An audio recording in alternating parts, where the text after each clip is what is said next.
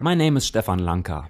Yes, and you are a virologist. I'm a virologist. Okay, Mr. Lanka, what made you come to the conclusion that there is no such thing as the measles virus after all? Well, mainly two things. I recognized how biology works, how life forms, what mechanisms brought us into being, what makes a disease form, how we can get back to health again, and there is no room in there at all for something like a pathogenic virus.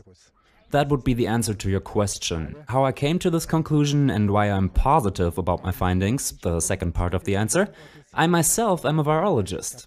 I am discoverer of the ocean's first megavirus, which did not do anything bad to anyone, and today we know that life emerges from precisely these structures. So naturally, with this competency as virus discoverer, I reviewed contemporary medicine's claims, whether these pathogenic viruses exist at all, and I came to the conclusion that that simply isn't so.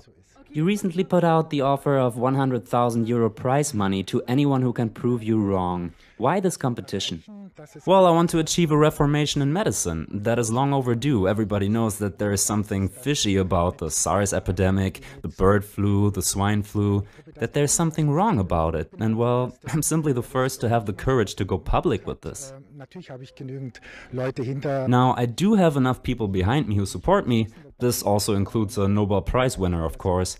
But somebody simply has to start talking about it. It's kind of like when humanity discovered that the Earth is round, that it spins and so on. And we have to think about pathogenic viruses in a similar manner. We need a reformation in medicine. The costs are not payable anymore. At the same time, people are growing sicker. The Dutch are showing us right now how it could be done. They recognized something. There the people are healthier, grow older, and at the same time the Dutch managed to reduce the expenses for the healthcare system drastically.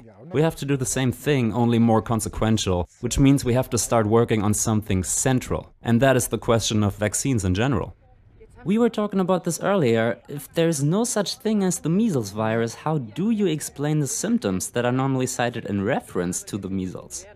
Well, the same way one would have explained it in the past, before the idea of a measles virus came into being. The same way other medicinal cultures, such as the Chinese or the ancient Indian R.A.W.W medicine tradition, have explained it, where there is no material contagion, but the skin is poisoned from the outside through crude oil products, the toxins that are in them, as well as the poisoning of our skin from the inside.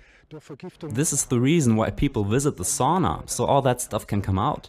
If the kidneys cannot get rid of these toxins, if the urine is white and substances like urea, uric acid and creatinine stay inside the body, all that stuff will work itself to the outside through your skin. The skin nurtures us, the skin detoxifies us. And once that mechanism is compromised, we will get the inflammation of our skin, which is then usually referenced as measles.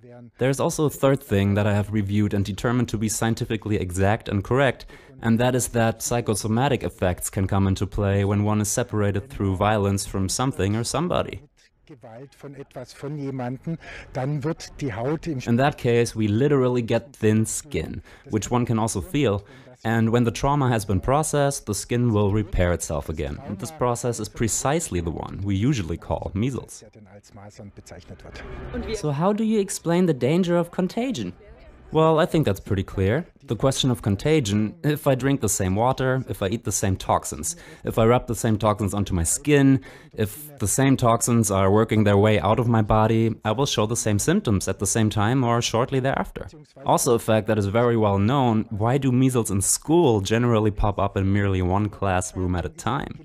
If you look at it, you will find that in most cases, a deeply loved teacher has just left the class in question, a teacher that might have been some kind of substitute for the kids' mothers, and they had a really strong bond to her. And then the strong contact suddenly breaks off. Well, once a new teacher comes in, she forms a new bond with the kids and they trust her, the skin will repair itself and we will see the measles emerge. Well, there's one young physician from Hamburg who purports that he has proven the existence of the measles virus after all, and is now demanding you pay him the €100,000 prize. Why do you not recognize his proof as such? What is the problem there? Well, the term evidence is defined in Germany and only in Germany. This is the reason I opened this contest under German law, because nowhere else in the world is science defined, neither is scientific fraud part of the usual statutes of criminal law, and this is basically the reason they can say and do whatever they want. I just want to remind you of the sad case of Mr. Herman, which anybody can research for himself, who has outright fabricated nearly all of his publications pertaining to high-dosage chemotherapy in women with breast cancer. Yet this man enjoys a high reputation today, but nothing really happens. However, out of the tradition of legal positivism in Germany, beginning with Immanuel Kant and so forth, legal positivists have quietly created a law that is part of public health, specifically the German infection protection law. So when these questions are decided, our laws, our constitution, the basic law for the Federal Republic of Germany, and specifically the infection protection law apply.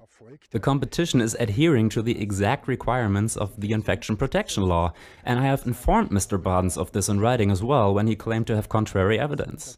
Unfortunately, he suppresses this information in public, and once the civil law process is over, we will ask a court to determine legally what exactly this Mr. Badens has done here. It could simply be that this young physician, who, by the way, does not have a PhD, has never worked in a laboratory and has never published any scientific work, is emotionally and intellectually stuck on this matter, and so he revolts. I have to insinuate that he takes this topic very seriously and in earnest, but so do I. However, I do expect a certain level of discernment, contemplation and tranquility of a young adult, specifically a physician. Moreover, I do expect that he does not take his views into the public prematurely. I don't like that at all. The court should make their decision without pressure, so that they can weigh facts and law against each other, the way it should be. But what information did he submit specifically that you do not recognize as evidence? He has sent me publications that, firstly, anyone who is capable of the English language can verify, because they are all published in English. And you will find that there is no evidence in there for the existence of a virus, for the isolation of a virus, nor for the characterization of the actual elements of a virus. This can be confirmed by any non-professional in a matter of hours who will take the time to read the publications. Furthermore, and this is another reason, these publications did not originate within the German domain of law, nor do they come from the Robert Koch Institute itself, which was cited as the central source, including the contact person there in charge of measles. So it would actually have to be published by that institute, because in Germany all matters of infection are subject to our legislation, laws and constitution, i.e. the right to physical integrity. And I have told the gentleman the same, but it's being ignored, and it will also be ignored in public until tomorrow at about 1 p.m. Then the world will look very different again. So what do you expect to happen tomorrow in court? Are you really sure you won't have to pay the 100,000 euro to this man? Well, of course. I want to achieve a reformation in medicine. To question whether I am sure has to be answered with yes. I am positive, as a virus discoverer, as scientist, that our common explanations for health and sickness, this old neo-Darwinian model of war and conflict and suppression, contagion, viruses and so forth, there is no room in there for it. It's a medicine of yesterday, and I represent the medicine of today and tomorrow. So yes, I am absolutely positive.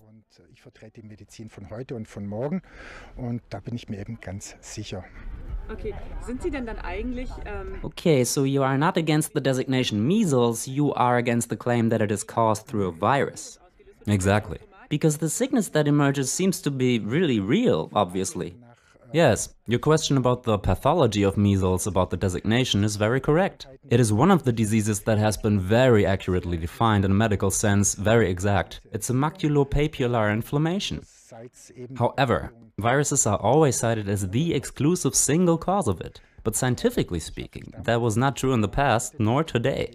By now it has also been positively refuted, because the models that we have today, there is no room in there for war and attack. All of that stems from historically antiquated thinking, and there is no such thing in reality.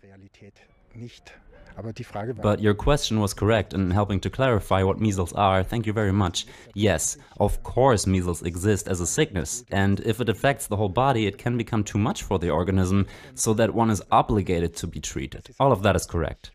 Thank you again for this clarification, because sometimes people claim that I would deny the symptoms or even the very existence of the disease. Okay, you're not doing that. I'm not doing that. You understood me very correctly. Right. So treating measles with antibiotics is not really your issue then, or is it? How do you think measles should be treated? Well, no, measles should generally not be treated with antibiotics, only many physicians do not know that and do it anyway. Officially, it is a viral disease. But those physicians who did not pay any attention, or older physicians, will simply treat it with antibiotics, which is even wrong according to our contemporary school medicine model and does not make any sense. And how should it be treated? Well, you have to look for the causes. The question cannot be answered in general. Any human will have individual causes. Is it a poisoning from the outside, from the inside? In what condition are the kidneys? This is always the most important thing to look for, just like within Chinese medicine. How are the kidneys doing? Because they tend to enlarge small symptoms tenfold. And what are the psychosomatic effects that contributed? All of this has to be looked at, and you will find the cause and hence the perfect therapy and treatment. Thank you for this interview.